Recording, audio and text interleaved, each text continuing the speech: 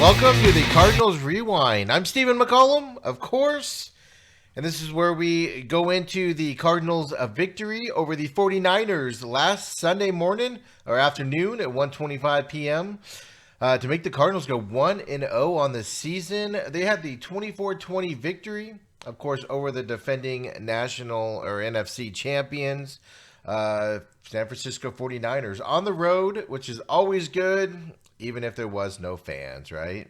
So let's get into the review, and then, of course, we'll preview the game this week on Washington football team that does come to Glendale for the first home game. Again, no fans this weekend either. So hopefully, I know the Cardinals said no fans for the first couple games, meaning the month of September. Maybe we'll be hearing if some fans will be allowed for some October games coming up here. Hopefully, we will be hearing yes or no on that here shortly, but let's get into it here, right? So how exciting was it? Of course, last week, those of you that watched last week's show, it said Cardinals were going to win that game. It said it was going to be close. It said it was going to be kind of sloppy at the beginning. And I was kind of surprised, though, how dink and dunk the offense was, how the Cardinals, didn't come out right away and light it up on offense. I thought they would kind of go downfield a little bit more, but game starts off. 49ers get the ball, 6 plays, 26 yards, field goal for the Niners. Makes it a 3-0 ball game. The Cardinals' next 2 possessions were punts. 5 plays, 20 yards. 3 plays, 3 yards. Of course, that's sandwiched in between a San Francisco touchdown. And I said last week that I'd like to see how the Cardinals rebound if they get behind early in a 10-0 ball game and that type of a thing. And turns out my prophecy came right here, and they rebounded really well. 49ers, after the Cardinals' second punt and 3 plays and out, they got in there and they blocked a punt. They were able to stop them on defense, and they blocked the 49ers' punt, which led to, of course, the Chase Edmonds touchdown for 10 yards from Kyler Murray to Chase Edmonds, a throwing play, reception. And got the Cardinals on the board, and that basically gave you a little bit more confidence on what the Cardinals can do. They kind of woke up from that sluggish start because the 49ers started off this game, not that they took the ball down the field and dominated the game or anything like that. Their first plays were 6 plays, 26 yards for that first field goal.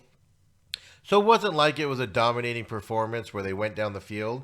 Their next scoring play, the touchdown, was 1 play, 76 yards. Tough start for Isaiah Simmons on defense for his first game. He did get the start in here. It's something he's going to learn from, obviously. We have full faith that this kid's a smart kid. He's going to learn from these mistakes.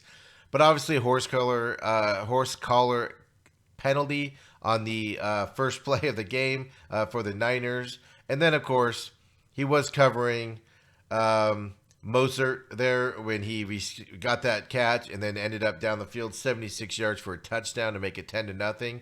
So little rough start there for the rookie, but as I said, we expect him to grow and learn from it. He did have a decent rest of the game there, but just an absolute worst way the Cardinals could have started, what we all hoped that we wouldn't see in this game. But they do get the touchdown, 10-7. They hold the 49ers again to 3 plays, 7 yards. 49ers have to punt. But the Cardinals get the ball right back. What do they do again? 4 plays and punt again. The nice thing was with that when they did punt back to the 49ers got down the field. The whole drive was a total drive of 10 plays and 66 yards. And we're going to talk about time of possession again today. I know last year that was a big topic for me, and I'm a firm believer that on that time of possession to help the defense out especially. But basically, 49ers get down to the Arizona 1-yard line. McKinnon had a 16-yard run right after a sack on the Niners. They had a false start penalty. And then they give, after 2 penalties against the 49ers to back them up 10 yards, the 49ers get 16-yard run by McKinnon up the middle, gets down to the Arizona 1-yard line. The 49ers decide to go for it on 4th down, right? 4th and goal, Arizona 1. They have, not that they have momentum, but this is their first drive they've gone down there. Moser runs up the middle, no gain. Kennard, Campbell, all got in there and stopped him from getting in. Of course, San Francisco did challenge that the runner was down by contact, and the play was upheld. The ruling on the field did stand, so the Cardinals get the ball, turnover on downs, but most importantly also, they kept the 49ers out of the end zone on that play. So, which is a saving play because it was 10-7 at the end of the first quarter. Obviously, instead of 17-7, if they would have scored that touchdown there. So excellent. 10-7 at the end of the first quarter. Cardinals held on and kept them out of that end zone. Great to see on that defense. Just went in there and stuffed it. Amazing. I loved it. Every second of it. It was great. Let's go ahead and watch the punt here that they did on the 49ers here in this first quarter, which kind of gave them the momentum to move forward. Let me get it loaded up here, and let's check it out here. From, of course, NFL.com. For those of you that want to watch game rewinds, a lot of videos. They have a great collection of videos from all NFL games, so definitely check it out, and it's what we use here as well. Let me get this up here.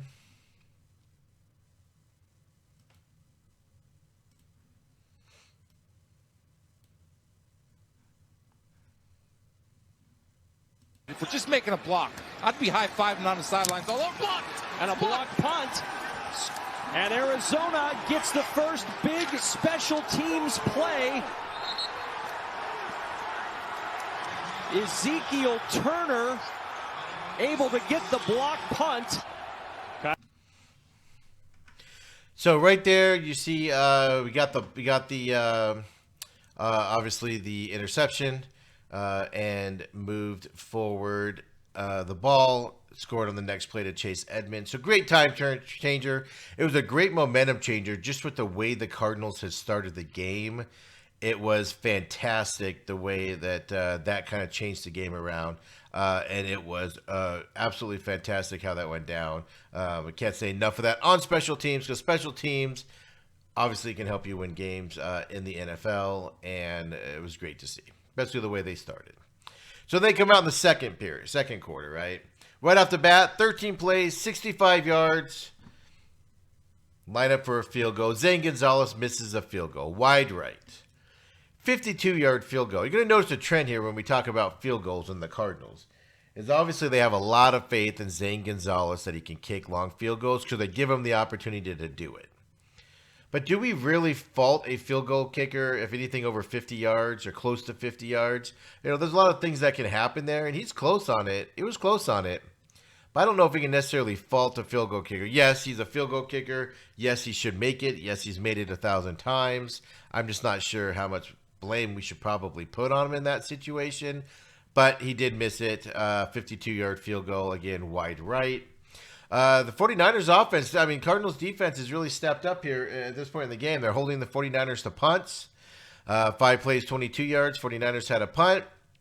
Cardinals get the ball back and run 5 plays. And we saw this a little bit last year. But Kyler Murray steps back, of course. Passes short left, intended for Williams out there. Ball was tipped. Intercepted by the 49ers. They returned the ball for 16 yards to the Arizona 26. Hopkins does make the tackle there. I always like to see the receivers get back down there and make the tackles as they, if the ball's intercepted. It's great to see them get back to make those plays. I just love it. But beside that, ball was tipped. I mean, obviously it wasn't Kyler Murray's fault. He didn't make a bad throw. Just the defender stepped back, got his big old mitts. If you watch that replay, I mean, the guy's got huge hands when he steps back. And his guy's gloves are huge. His hands are huge. And the thing just engulfed the ball and tipped it up in the air. So those things happen, especially for those of you that like to make fun of how short Kyler Murray is. Obviously, these things happen.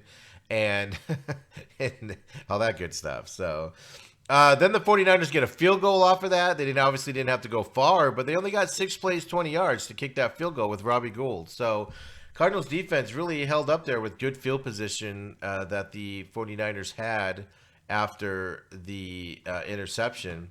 Cardinals get the ball back and answer. Field goal attempt. Again, 56-yard field goal attempt by Zane Gonzalez. This time it's good. Right down the center. I believe, if I remember correctly. But 56-yard field goal this time. So he can obviously make these kicks, even though he missed the earlier one. But this one was right before the end of the half. The significance here, if you watch the game and listen to the local radio beginning of this week, a lot of people went crazy about this. But this is what Larry has been doing from the beginning of time. Larry has always been this guy where he gets up in these situations, hands the ball to the refs, or gets set right away. The team had to line up. This is a whole team deal, not just Larry catching the ball, getting up, running the ball to get it set in the middle with the ref, and then line it up because the clock's running down. Then the whole team has to get set. So it was amazing that the linemen got set, the backs got set, the receivers got set, all in time to spike the ball, halt it, and try the field goal right before the half. It was great teamwork. Obviously, great put together. This team was aware of the situation. Great to see for the Cardinals here at the beginning of the season that they've worked on it. They know what to do in those situations, and it worked out to where they got the field goal. So, of course, at halftime, with that field goal on there, 13-10, 49ers have a lead. Kind of a big thing with how this game started for the Cardinals, both offense and defense. Being down 3 points going into the halftime was just great to see, right? Then they come out in the third quarter. They get the ball, of course. 11 plays, 57 yards. They set it up again. Another missed field goal, right? Again, look at the distance that goes on there. They did have a 25-yard run from Kyler Murray, which was great. Got outside. Great offensive play by Kyler Murray as he ran around the outside there to Richard Sherman, ended up having to get him out of bounds. Then they get down there. Field goal no good. Again, 49-yard field goal. So the Cardinals are obviously very confident that Zane Gonzalez can hit these long field goals if they keep trying them. Today, he's already missed 2 out of 3 right there. But he is capable of making them. And I like that aggressive strategy because it gets to the point and it puts pressure on the opposing team to, you get far enough in there, you're going to try those long field goals, and that team knows it. So a stop isn't, puts a little bit more pressure on them to stop you a little bit sooner. It just need to make those a little bit more to put the pressure even more on it. Because if you miss them, it puts a lot of pressure on your defense, which has kind of stepped up at this point. The nice thing is the Cardinals defense is stacked right now. Next 49ers 2 possessions was 3 plays minus 2 yards, 8 plays 36 yards. So even though they got a lot of plays on that next one, they did only get 36 yards out of 8 plays. The Cardinals, of course, did punt in between those 2 49ers plays. But now we're getting down to the end of the third quarter and fourth quarter. Cardinals score at the end of the third quarter, 14 plays, 71 yards. Great long play, took 6 minutes and 48 cents off the play clock there. They hurried it up. You can see the 49ers were kind of breathing a little hard at this point. They were definitely tired. Kyler Murray, this is the one where Kyler Murray scrambled outside, 22 yards, got the touchdown in the corner of the end zone. So, he made it happen on his feet as well these last couple drives to get on there. But now, more importantly, the Cardinals have the lead.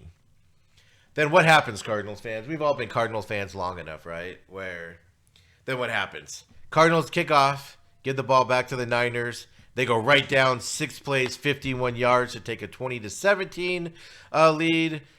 Jimmy Garoppolo does a short pass left to McKinnon for the 5 yards touchdown.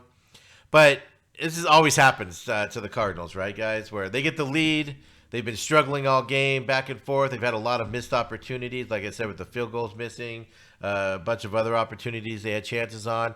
And they get down there, they get the lead, and then they go ahead, and the defense has been playing great, forcing 3 and outs, short plays for short yardage. All of a sudden, they kick off. They go down and score again and get 20-17 lead. But something we don't see all the time as Cardinals fans, that we have started to see a little bit last year, and was great to see this game, Cardinals get the ball back right away. 9 plays, 75 yards, 3 minutes and 35-second drive.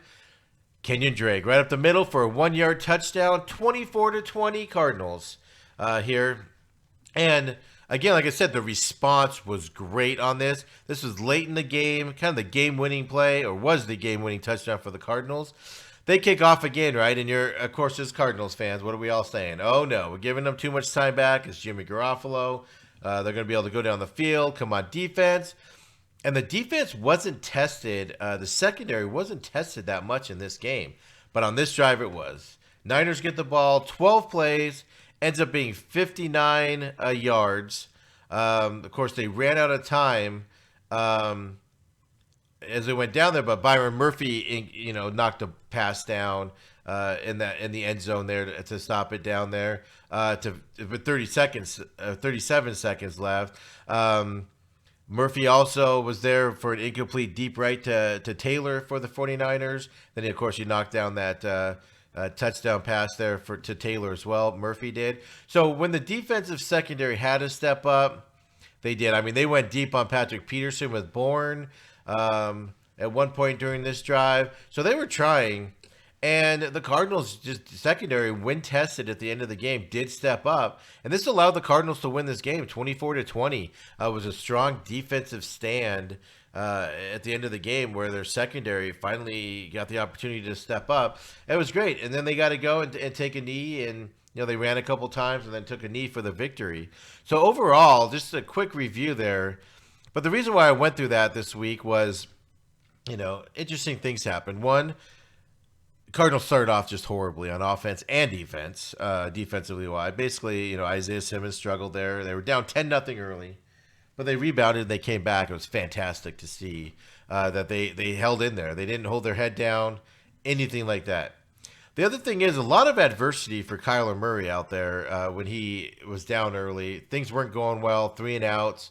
They were struggling on offense. A lot of dinking and dunking early. And I've got a stat on Hopkins here coming up that it's just amazing to see since you've got him there.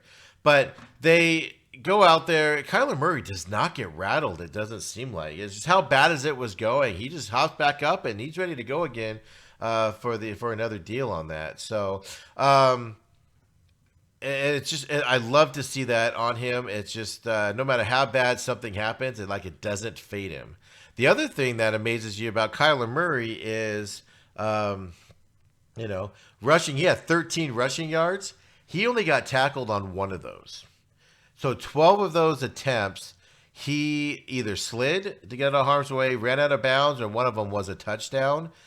So 13 attempts, he had 91 total rushing yards, and he was only tackled once. That is the protection that you hope to see from him. That is great that he protected his body and didn't take any unnecessary hits out there. Of course, he led the Cardinals in rushing. Kenyon Drake had 16 attempts for 60 yards. Chase Edmonds had 6 attempts for 26 yards. When I read you those stats, it doesn't sound that impressive. But a culmination of the three of them in this offense, I thought was fantastic.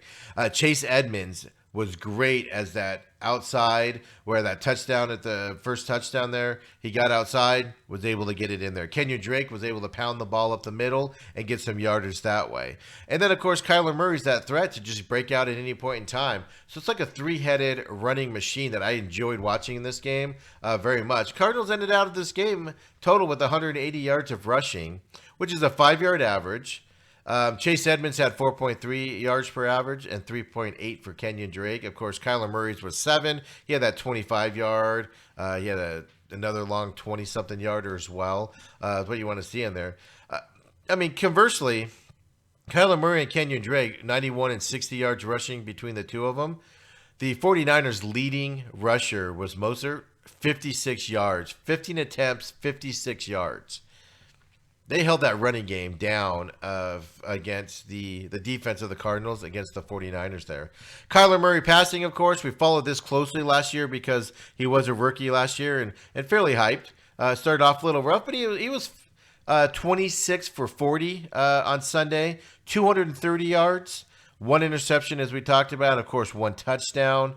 His longest throw was 33 yards, and this is kind of what is interesting with these pass receiving stats here. Hopkins, of course, had a great day. No touchdowns. He almost got one, called back to the 1-yard line, and that's where Kenyon Drake ran it in up the middle. But Hopkins had 16 targets, 14 receptions, 151 yards. Of course, his longest was that 33-yard one that he got down to the 1-yard line on. It was also Kyler Murray's longest one as well. Larry Fitzgerald had 4 catches, 34 yards. Chase Edmonds, 3 for 19 yards. Christian Kirk, pretty much non-existent. In this game, he had a couple looks where they targeted him 5 times. He just couldn't get the ball to him. But it was no doubt that it was the DeAndre Hopkins, Kyler Murray show there for the receivers this year. And per Pro Football Focus, Hopkins was targeted on 40% of his routes, which is tied for the 4th highest in the game since 2016. That means every time he ran down the field, 40% of them, they were looking at him to target him on the routes. That's an astronomical amount. And the 49ers, he was able to catch them, 14 times and make these catches, even though they were small passes. I saw a tree route of him, and I couldn't find it for this. But it was amazing to see how these short attempts, they were all in the same vicinity on his play running. And the 49ers just couldn't stop it for that 151 yards. It was amazing to watch. And obviously that won't continue as it goes on. 66% of Kyler's passing yardage was to Hopkins. So obviously one receiver dominated this game with Kyler Murray, which is great to see considering they're brand new. There were some questions with this offseason, not a lot of time to play together, how they would hold up and be able to, work together in the first game. And they did an excellent job. There's nothing to complain about there at all on there. Jimmy Garoppolo, on the other hand, 19 of 33 for 259 yards. 2 touchdowns, no interceptions at all. But he basically had nobody to throw it to. A lot of 49ers receivers were injured, and basically Kittle went out injured with I don't know what it ended up being. I know it's a leg injury. I'm not sure if it's a high ankle sprain or something. So one of his best tight end went out. His receivers ended up being his running backs at a certain point. And it was just an all-around. After that first, I'd say quarter and a half, even after that block punt, the Cardinals offense struggled a little bit. But after that, it was a great offensive. I thought it was a well-played offensive. They got to start throwing the ball down the field a little bit more, open up that defense, because obviously you're not going to teams are going to catch on to those short running plays, and that's just going to lead to great things. And, of course, get Christian Kirk and Larry Fitzgerald involved a little more, because as teams focus on Hopkins, you're obviously going to have to spread the ball around in terms of passing. Going forward, the Cardinals' offensive line did a great job. Nick Bosa didn't have a lot of, name wasn't called very often today or anything out there. Which he was last year best defensive end, young defensive end there. He had 3 tackles, 3 assists, so he basically combined for 6 tackles there. No tackles for loss. The only the only 49ers that had tackles for loss was Alexander, Greenlaw, and Hyder there. And a couple of those were just because Kyler Murray slid a little early, so he didn't get hit going on there. So it was a great offensive line. I know the Cardinals' offensive line takes a lot of stuff for not being good, not being gelled, but they played well. There were obviously some mistakes. I'm not saying it was perfect. Do not get me wrong. On the Cardinals' defensive side, Buda Baker had 10 tackles. I don't like to see that too much with the safety. Granted, he does play down in the box, but you'd like to see some defensive linemen getting in there. Jordan Hicks had 4 tackles, solos, so 15 total for Buda Baker. Campbell had 7. Hicks had 6 total. Fitzsimmons had 3 total, 3 sacks after, and like I said, a horrible start to the beginning there. Byron Murphy had 2 tackles. So you can see, Kennard had 1. You can see the defense wasn't tested in the secondary at all during this game, which is, I think, great to see for a Cardinals defense there. And then they held them at the end there, which is fantastic. First downs, we're going to get into time of possession here in first down as we review this here. Total time of possession in the first half, Cardinals 12 minutes 52 seconds, Niners 17:08. You don't like to see that because obviously the defense gets worn out. You don't want to see the defense get worn out in the first half. But they held their end there. They held in there. And obviously handled that whole defense as they went along. So I after the start there. Definitely a better start than last year with everybody being brand new out there. And I, was very impressed after that first quarter. I think I even tweeted out at one point at SMAC 500 that I was a little disappointed. Even though I thought it would be a little junky there in that first half, I said last week, I was a little bit disappointed in how it was running dink and dunk. And you blink and the Cardinals had, the lead. D-Hop had 151 yards, so it wasn't the worst thing to ever see. It's just you'd like to see it, obviously, a little bit more there. So first downs, the Cardinals had 29 total first downs. The Niners only had 18. 13 of them were rushing, 12 were passing, 4 were by penalties. Third down efficiency. At one point, the Niners, I think, gosh, it was late too. The Niners didn't even have a first down from third down efficiency. Cardinals were 7 for 14, so 50%. Not too bad. I'm okay with that statistic there. 49ers were 0 for 2 on fourth down. Of course, that one at the 1 yard line was the big one where the Cardinals kept them out. 404 total net yards for the Cardinals. 49ers had 366. Rushing yards, 180 for the Cardinals, 123 for the Niners. Of course, Kyler Murray led that. You like to see the running backs get out there, but you're not going to argue with Kyler Murray getting out there like he did in this game here. If that happens a lot this year as we go. Passing yards, 224 yards for the Cardinals, 243 for the 49ers, so 224 for the Cardinals there. It doesn't seem like they would have gotten that much with the way they're dinking and dunking, but they got up there. It's pretty great to see as we went. Punts were excellent. 4 punts for averaging 47.8 yards for Lee as the Cardinals punter, because he was put in some situations with 3 and outs to get there. The one thing we talked about a lot last year was penalties. 9 penalties, 102 yards on the Cardinals. Now, of course, 15-yarder right off the bat with Simmons. Stuff tends to add up. So they need to get obviously the penalties in line to get that number down, because the 49ers only had 5 for 53. And just get that down a little bit. So Cardinals did have 2 fumbles, but they didn't lose any of them, which is good. Obviously, you don't want to see any fumbles on there as we go through the year here. So total time of possession. So I just read you the first half time of possessions, right? At the end of the game, Cardinals had 31 minutes and 26 seconds. 49ers had 28 minutes and 34 seconds. So the Niners dominated that first half and didn't get the points on the board and allowed to keep the Cardinals in the game. Cardinals dominated the second half in terms of time of possession, their longer drives, and their defense was more stout. And that's how the Cardinals got this victory, which is something, obviously, you really, really want to see as they go forward. So, excellent first game by the Cardinals. You can pick it apart. We can pick it apart. First game, no preseason. I'm happy with the way that it filled out. About halfway through the third quarter, I was a little bit worried. I was going to be talking about how a lot of opportunities went by that the Cardinals could have won this game, and they weren't able to pull it out. And thank goodness, it was great to see the Cardinals actually pull it out and not have that issue where we'll be talking about it, where they actually pulled it out. Let's face it, we haven't seen it too much as Cardinals fans at all going forward or in the past with the Cardinals. So I think this team's definitely on a big upswing. It's exciting to watch them, and I only see improvements coming forward. Now, this weekend, so they start 1-0 on the season. This weekend, they have the Washington football team, and they're coming into town. They had a surprise victory against the Eagles. They were down 17-0, came back and tied it 17-17, ended up pulling out the win. 8 sacks against Carson Wentz.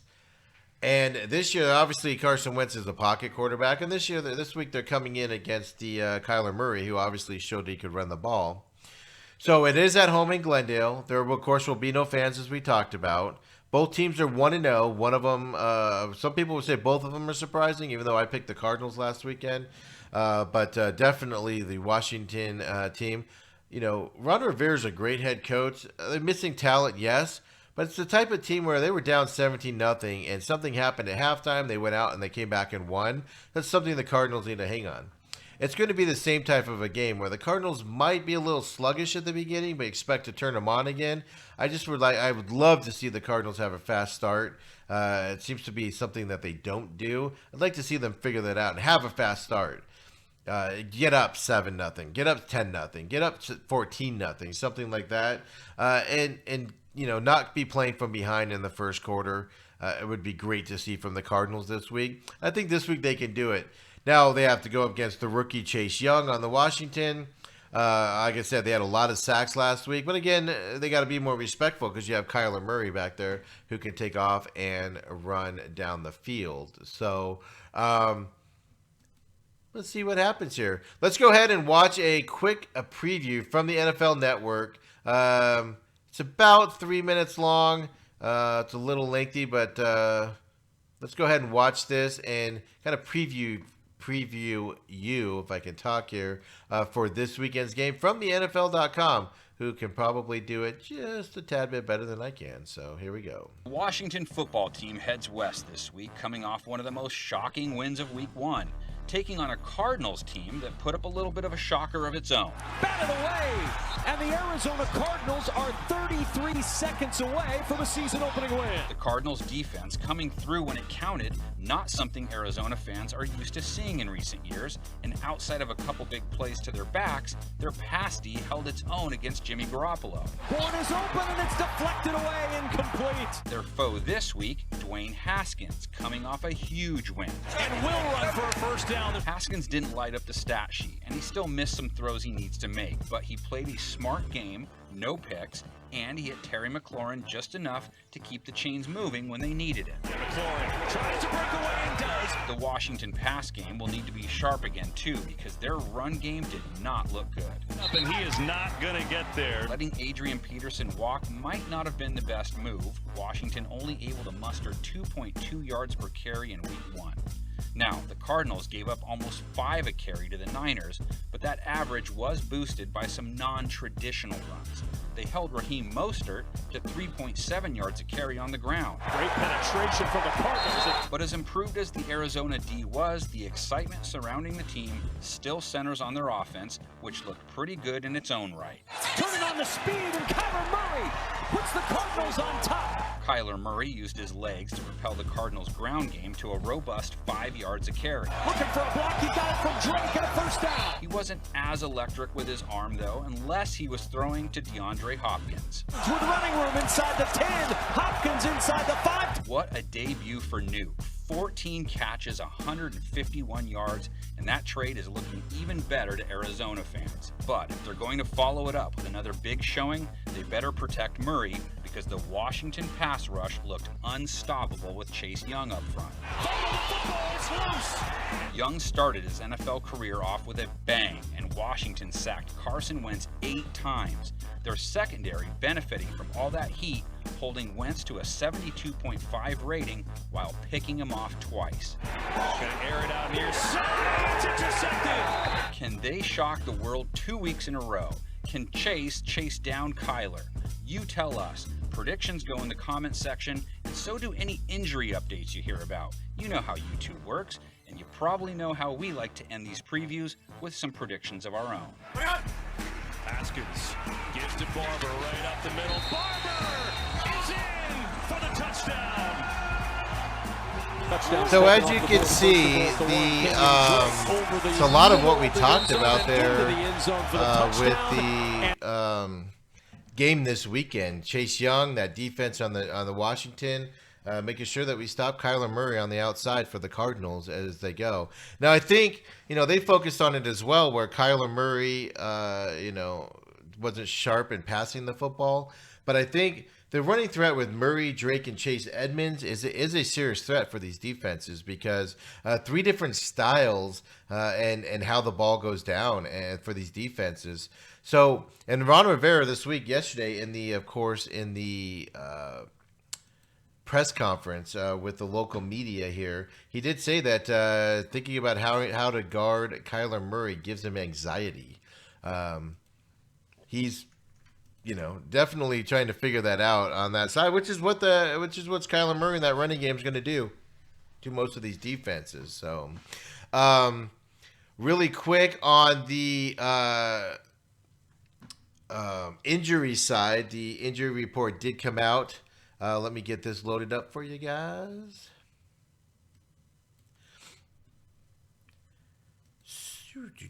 It's a big file here. Let's get it. So basically here you have, of course, this came from, I got this from Darren Urban's Twitter page, at Cards Chatter. But you can get it from the Cardinals or any source there. Mason Cole went out of the game last week with a hamstring injury. He has not practiced all week. We're not sure. Kylie Fitz has a wrist injury. Larry Fitzgerald didn't practice, but he's not injury related, along with DeAndre Hopkins. Probably just veteran stays for them. But Jalen Thompson was put on IR, I believe, this morning, Thursday morning.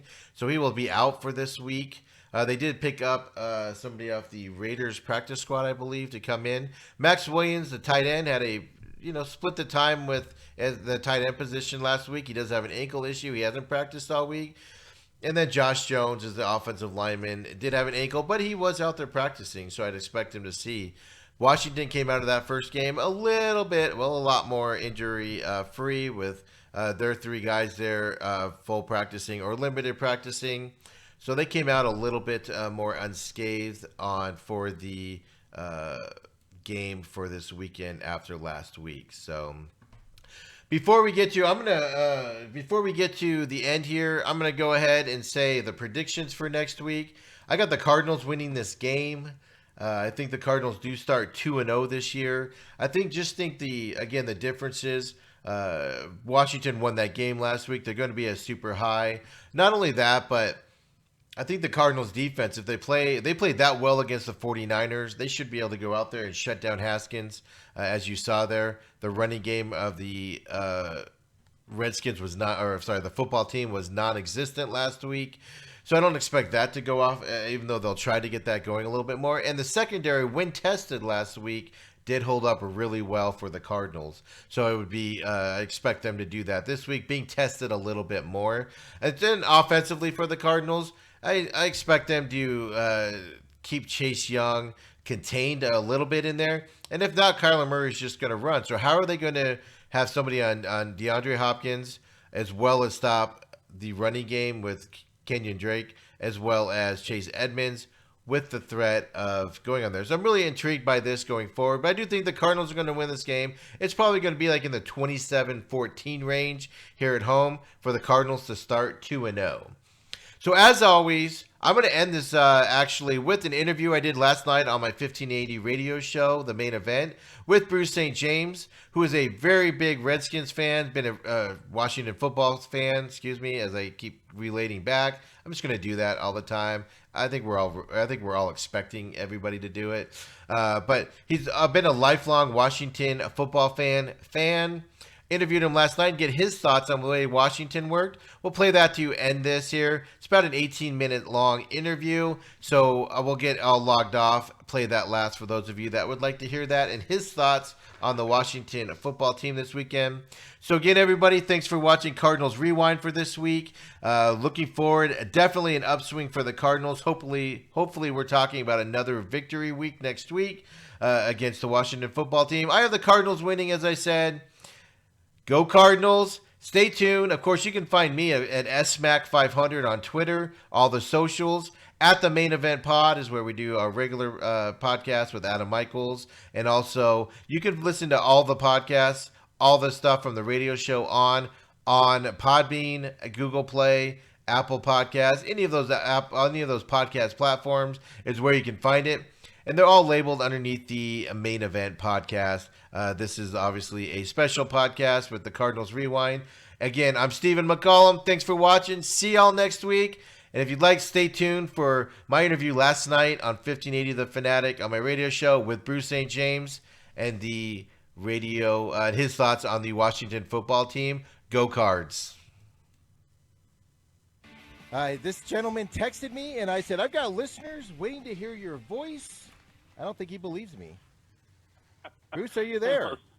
I am here, and I most certainly don't believe they're hanging by a thread for me. We got this thing called the text line. We don't do calls here, and so they text in, and King of Kittens says he's missed you. And there was a couple other guys with interesting names that asked about you too. So they'll get over it here, as I'm apparently here to have to defend my Washington football team or whatever the heck we call them this week. Not defend. So one thing I did do before we get into that was I did tease you had a great race on Saturday night. Of course, you're the 7K, the sprint car. Because Jeffrey O'Brien from the Blender says hello, by the way, and. Nice. He said that he wants to get in a sprint car because he thinks he can drive one in traffic. And I laugh at him because I'm like, I've been in one without cars on the track, and it's intimidating, right? And so I keep telling him we can arrange it. So, as I said, they do practice nights. You know, you can go out there, kind of get on the track by yourself. You know, I've had a lot of people talk smack, like, I think I could drive one of those. And you get them out there, and you're like, we're just going to time you with a sundial from here on out because you couldn't go much slower. Right. And I tagged him in a couple of wrecks that we've unfortunately happened here, and things. And I've tagged him in it, and he's been like, oh, that's not bad. And I'm like, are you nuts? It's like it's not a good thing to come out of it. It may look like it's calm, but my goodness, man. So but I teased people. You had a great race on Saturday night, but I didn't tell them the ending because I didn't know which ending you wanted to be said. So I didn't know if you wanted to say anything. Well, we won the race. Yeah, we got disqualified for 3 illegal bolts on the car. So right. And that people video got to complain about something, I suppose. But we were the fastest car. I don't think the 3 bolts had anything to do with the win. How's that? Exactly right. So that's all stuff that I don't deal with, and I probably get in trouble just for bringing that up, So hey, I just drive it. Exactly right. I drive it as fast as it'll go, and then I bring it back. And you were really fast on Saturday night, that's for sure. And that video will be up for those of you that want to see it. The heats are up now, and it was my fault. I thought I set them for before the radio show today, and I messed up and didn't. I've been waiting. I've been waiting. I'm watching. So I'll set them for tonight, but they probably won't go up till the morning, just because if I post them late, then nobody sees them. You know how it goes. But I'll tag you on it, of course. But so let's get into it. You're a huge Washington football fan. First of all, my whole life? I grew up outside of D.C. I never had a choice. Now, how are you adjusting to the name change? Because it's very difficult for me to not say their previous name, obviously. Well, can we just acknowledge that at some point during this, I'm going to say it? Yeah, no. Since I was 2 years old, I mean, that's been the name of the team. I'm hardly up in arms over it. You're not going to see me protesting and marching around. I think it's unfortunate. I think if you went and looked through every mascot and sports name, you can find somebody that might be offended by it. Conversely, it's not a hill I'm going to die on. You know what I'm saying? Exactly. I mean, it's still the Washington team. It's still the team that's won Super Bowls. It's still the team of Coach Gibbs, back in the day and stuff. So, I'll adjust. Although here's the thing: don't get too used to Washington football team because apparently we're going to change it to something else. Right? Have you bought any gear yet? I most certainly have not. They are not suckering me into buying some generic gear where they immediately going to change the name after I get a T-shirt or a hat. So I'm not falling into that trap. Their hats with that W logo on the front just look ridiculous. Yeah, it just looks ridiculous. I tell you what, I do like the helmets with the numbers, a little bit of that University of Alabama look. I think that looks kind of cool. I agree with that, and I love those colors. Obviously, they're planning on keeping the colors. I do love those colors. So, on there, we shall see. So the game happens this weekend, and I know, and knowing you and following you on the socials and knowing you and talking to you about football in the past, I know how you ride and die with this team, and you're kind of in disbelief every week. So how exciting was that comeback on Sunday, right? It was amazing. Well, I was going to say, no one would. You can't call me a bandwagon fan, right? There are no such things for our team. I mean, let's be honest that we have to put up with a lot of crap. Listen, you go down 17-0 against the Eagles, big division rival for the Redskins last Sunday, and you might as well switch the TV off. This team in the past, certainly recent past, would have packed it in. I think it says a lot about the new coach. I think it says a lot about Ron Rivera that they didn't give up, and they win at halftime. And I don't know what kind of fire and brimstone speech. I know he let the quarterback, the kid Dwayne Haskins, speak, but my goodness, it must have peeled paint off the walls because they came out and proceeded to just destroy the Eagles in the second half. Right, and I've always been a Carson Wentz defender, meaning like I've always been like, it's not as bad as you say. He gets injured in bad situations, but, he's a serviceable. I'm actually 1 foot off that bandwagon. I think that's smart. I've been feeling like he's not the guy I thought he was, and then just Sunday I was like, okay, it's time where I need to start like. I'll remind you, every time Nick Foles comes in, they start winning games. And they don't have Nick Foles anymore. So well, exactly, right. I've never been a big believer that Carson Wentz is some elite quarterback. So obviously you got the young offense, and I said, full disclosure, Bruce, I had the Redskins winning like 3 games this year, but I said with Ron Rivera as the head coach, I will not be surprised if they win 5 or 6. Just because just him as the coach, he's going to do something like going forward on 4th and 1 in the fourth quarter when it was tied 17. And instead of kicking that field goal and taking the lead, just did something to that team where they had already come back. I think it says something. It doesn't send a message to a team like, hey, coach believes in us. Let's go out. We can get this yard, And, I agree with you. And listen, it's the NFC East. It's like the NFC West used to be. 8-8's going to win the division. Let's just get that out of the way. So if you can get to 8 wins, I mean, you're in the playoffs, baby. I mean, and the Redskins are leading the other 3 teams in Division One. That's the other. I had the Cowboys winning 11 games because, and I even said Dak Prescott's going to be MVP. But then I forgot. But what I had forgotten was that Mike McCarthy's the coach, and he's Mr. Conservative, and they're going to win 8 or 9 games this year, right? Yeah. I think, again, 8 games wins that division. Just is what it is. The one thing that was impressive to me was the defense of the Redskins. I did not expect them to be that good, and they were good in the first half. Steve, you say that, but, the thing that has, through the years, been a real staple, and it's similar to the Cardinals, if you go back over the years, was they always had a good defense. They always had quality players on the defensive side of the ball. They could, they may not be able to put points on the board, but they were stiff on the defense. It reminds me of the Cardinals in many ways. And man, you've got that kid Chase Young. The Cardinals going to have to deal with him. They're just going to flat have to deal with him coming from one side and Kerrigan on the other. I think it's going to be I think it's a real interesting matchup this weekend because I think Washington's strength is still its defense. I'm not convinced one half of offense means they're a juggernaut. And I think that a weakness of the Cardinals is the offensive line. And so we're going to see. I don't know. Did you watch that Cardinals-Niners game? They kept Joey Bosa in that probably one of the best front 7 in the NFL right now, pretty much at bay. And then Kyler Murray can get outside, right? He can run, and obviously that wasn't something anybody was concerned Carson Wentz was going to do last week. So it will provide sacks, a new challenge to a Redskin D. But I actually think it's an interesting matchup in the sense of you probably have 2 teams that in week 1, let's be honest, if we can be honest with each other, outperformed, did better than expected. I think no, unfortunately, Bruce. Had the Cardinals game went exactly the way I predicted on my Cardinals podcast. Okay, well, good for you. Yeah. But, the betting line didn't say that. No. A lot of people think the Niners or the Seahawks going to win the division pretty easily. You look at the Redskins certainly weren't supposed to be able to beat the Eagles, especially right out of the gate. So I think it's 2 teams outperforming expectations right now, and I think it's a good matchup. Now, of course, it kills me that the Redskins come to town. See, I said it. The Washington football team comes to town. And I can't go to the game. Right.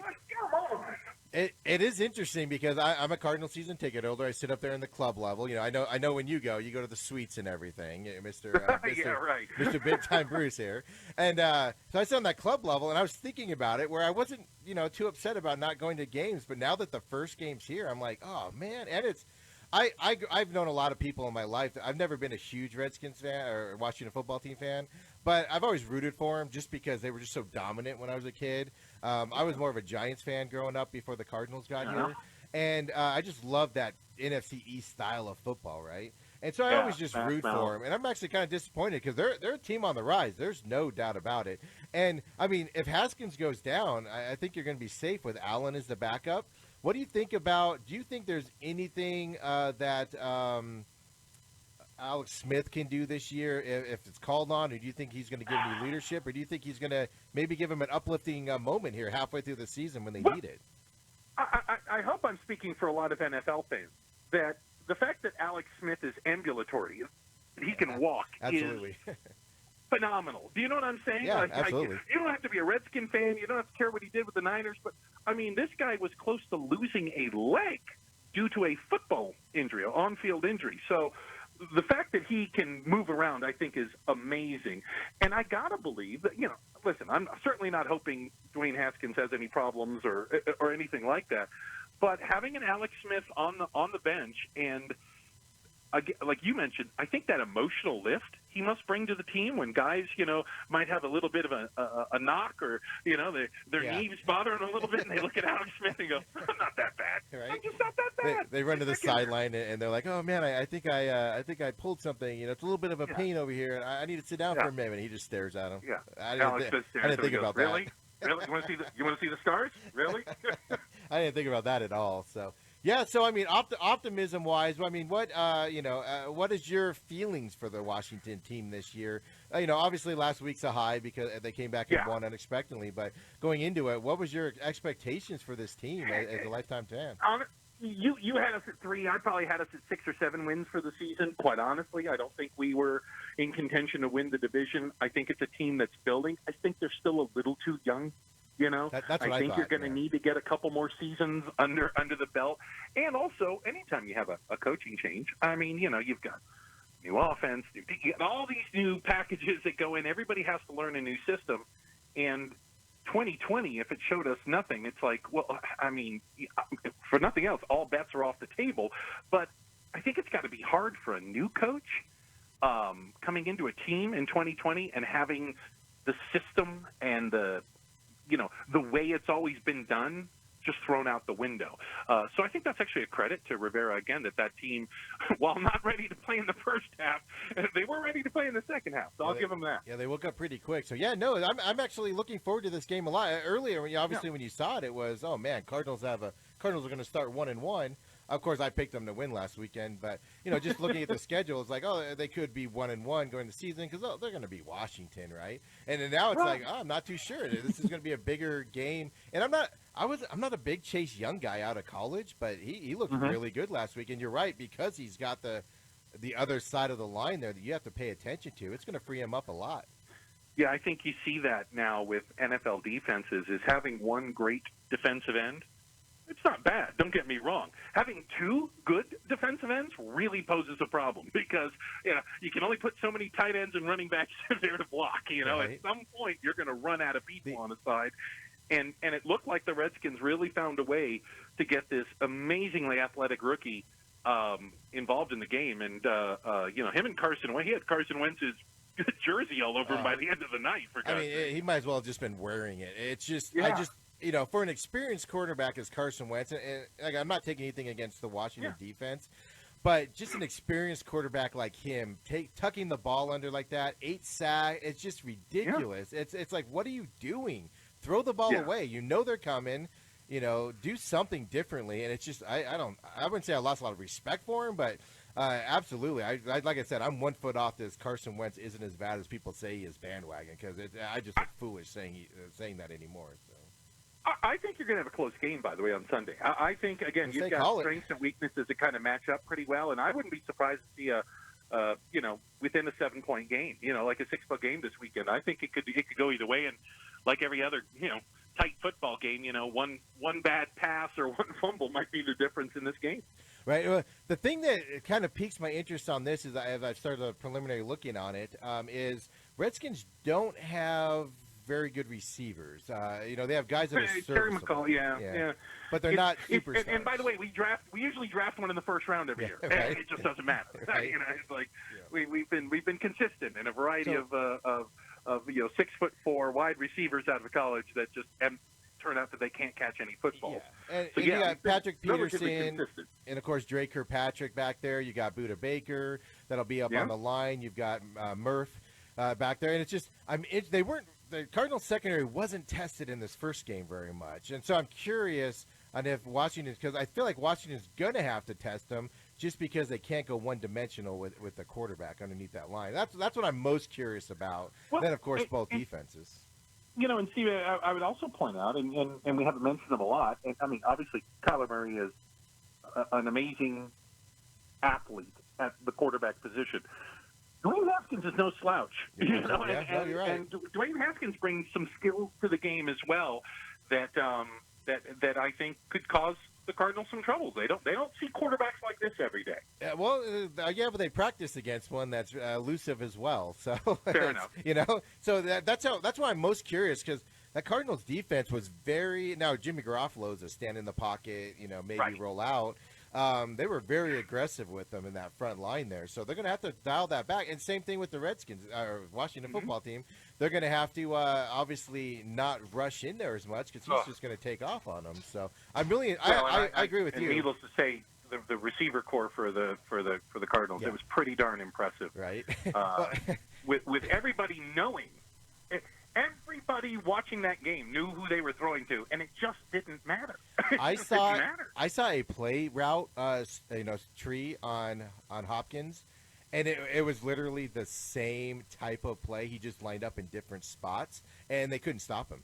It was just amazing. And this is Richard Sherman, who's now on the IR, so you don't know how injured he was. And these are like good cornerbacks for the Niners, and they couldn't stop him at all. When I saw that tree, I was like, it's the same route for the most part. It's just they lined them up in farther to the sideline or closer to the. It was just amazing to see how they just couldn't stop something so simple out there. So, but no, I agree with you. It's going to be a good game. It's going to be a close game.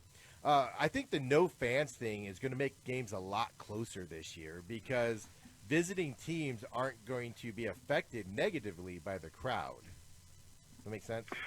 Yeah, I've wondered about that, and I mean this honestly. Like, I'm going to assume at some point maybe you've been on the sideline during a game. It can get pretty loud down there. I mean, the whole idea of crowd noise and goal line. It gets loud. When there's no noise, I wonder if it changes the game. I wonder if it's who does it benefit when the quarterback or the Mike linebacker or the coach can yell and everybody can hear it. Like, I wonder if that changes the game. Yeah, and it's something that's going to be interesting to watch. But, hey, Bruce, I appreciate you joining us tonight and giving us a different perspective on the Washington team, so these guys don't have to listen to me here all night long rambling about it. Hail to the Washington Redskins team. Okay, we haven't come up with a song yet, but we're working on it. All right. Hey, really quick, Papa Mike, big Cardinals fan, has Cardinal tickets as well, says, what is Bruce St. James doing these days? He misses you and Pamela on the radio. So. Oh, well, thank you very much. I'm racing. Yes, he's racing Saturday nights. And I'm going to have to go back to work soon, but I'm trying to stretch it as long as possible. That's the smartest way to do it. So I will appreciate it, Bruce. I'll catch you later. I'll tag you when that video gets up. And for anybody else at GestaltProduction.com, Facebook pages and stuff, you can see those videos of Bruce literally dominating on Saturday night. It was really nice. We were fast. I appreciate it, man. I'll talk to you later, and